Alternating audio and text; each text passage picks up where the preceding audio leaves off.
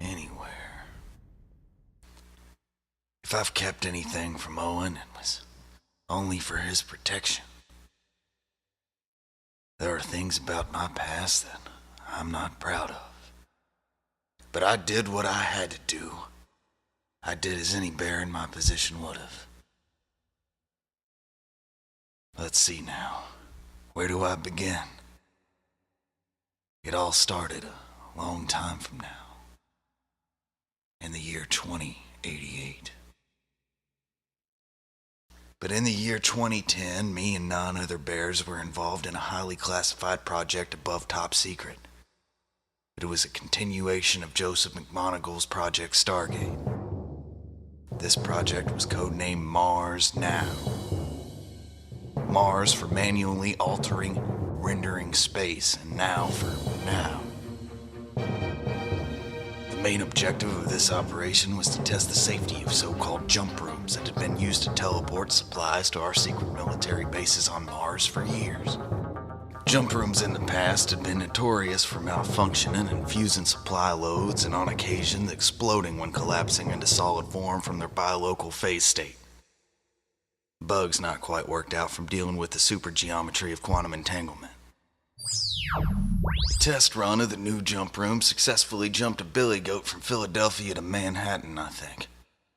But due to the relative size and weight of a human to a goat not having a great ratio, and some soft-hearted general not wanting to use criminals, he had the bright idea to use, you guessed it, bears. The first bear to enter the room did not have the best luck.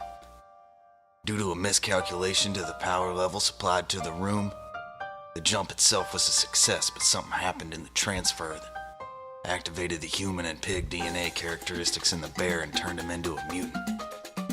They tried to keep it under wraps, but I heard he escaped the facility and was last spotted in some town in Colorado. Finally, after they got most of the kinks worked out, they were ready to send me to Mars. Something strange happened to me during the jump.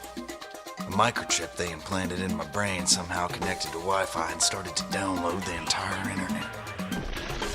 This is how I learned to speak English. Watashi wa Nihongo ga skoshi wakarimasu. Jojo jarimasen. I speak a little Japanese, too. What's the matter? You never seen a talking bear before? I made some friends on Mars quick, being that I was such a specimen. But that's why they wanted to send me back to Earth. I'd be lying if I said I didn't miss home. But I knew that going back, nothing would ever be the same. I agreed to go back, but something went wrong in the transfer again, and I wound up in the year 1913. It was there I got involved with some very powerful people.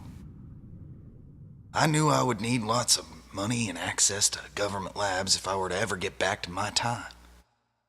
But 44 years passed and I didn't seem to be aging. Well, that was a good thing. I still wasn't able to teleport more than an apple without it turning inside out. Yes, I was a witness to some great things. Tragic, but grand. Oh, I'm sorry. I saw the pictures of you with that whore. I hope she was worth it, you son of a bitch. In 1972, I stumbled upon a classified folder and discovered something that blew my mind. It made me understand the general a little bit better. It turns out he must have seen this picture because it proves that I actually invented the jump rooms and time travel. But how I got to this stool, now that's a whole different story.